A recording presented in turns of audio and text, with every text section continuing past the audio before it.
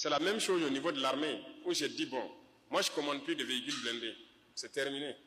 On fabrique. Soit on réussit, ou bien on réussit. Voilà. Et c'est ça qui est en cours actuellement. C'est terminé.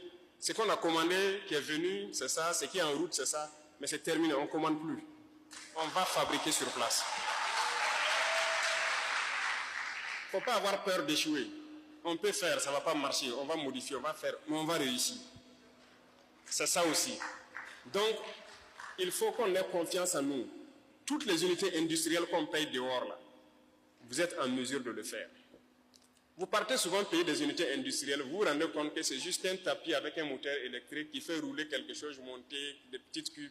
On peut le faire, on a des soudeurs capables de le faire. Mais on n'a pas souvent confiance en nous, ou bien nous sommes des consommateurs. On ne peut pas payer tout à l'extérieur. Non. Donc, la formation professionnelle, nous sommes en train de mettre l'accent dessus, organiser. Vous voyez qu'il y a beaucoup de centres même qui étaient morts qu'on est en train de réveiller. Et il y a le centre à Bobo, qui était carrément fermé depuis plus de 5 ans, 10 ans, je ne sais plus. On est en train de tout rénover. On va installer des laboratoires, des salles pratiques pour que les gens puissent fabriquer. Sinon, moindre chose, même vous roulez tous des motos ici. Les simples écrous et tout, on paye tout à l'extérieur. Donc, ça m'amène donc aux opérateurs économiques. Alors, ils ont souhaité qu'on ait une zone industrielle à Manga. C'est une très bonne idée. On va voir le ministère même pour créer des zones industrielles dans toutes les régions. Parce que les industries ne vont pas se concentrer à Bobo ou Ouaga. Non, non, non. On va mettre des industries un peu partout. Parce que là, rien n'est fait d'abord. Hein. Il y aura tellement d'industries. Il faut qu'on fabrique, on crée ici. Et je vous invite donc à vous unir aussi pour créer des unités. J'ai dit à beaucoup des gens qui partent commander les cuirdents, les lotus, les quoi, en Chine. Il dit, mais vous n'avez pas honte d'aller payer ça là-bas. Payez les machines, venez fabriquer ici. Mais ils sont en train de faire, ils ont presque fini. Et donc ceux qui partent payer les écrous, les pions, les trucs des motos là, comment on appelle, pièces détachées. Mais payez les machines, venez fabriquer ici.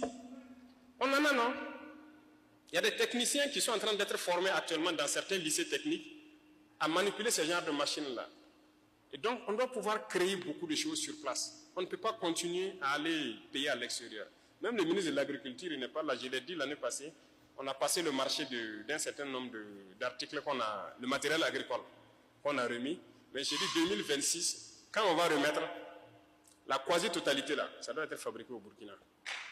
Et on est sur ça. Donc, lui, il travaille avec le ministre de l'Enseignement technique pour qu'il puisse sortir les jeunes talents des écoles et fabriquer. Donc, les centres de formation vont continuer à naître et on va continuer à former la jeunesse, à former nos mamans, nos sœurs, à la transformation, aux unités industrielles pour que notre pays puisse être industrialisé et qu'on transforme tout sur place. Et je dis industrialisé, je n'ai pas dit robotisé. Parce que je suis aussi contre la robotisation excessive, là. Voilà, ou une unité industrielle où peut-être 1000 personnes doivent travailler, on se retrouve à tout mettre sur l'intelligence artificielle, tout est mécanisé. Finalement, c'est 2 personnes qui travaillent, c'est les machines qui font le reste. Ça aussi, je suis contre ça. Donc, on va faire en sorte que nous soyons au beau milieu, où la jeunesse est employée et la richesse est bien redistribuée.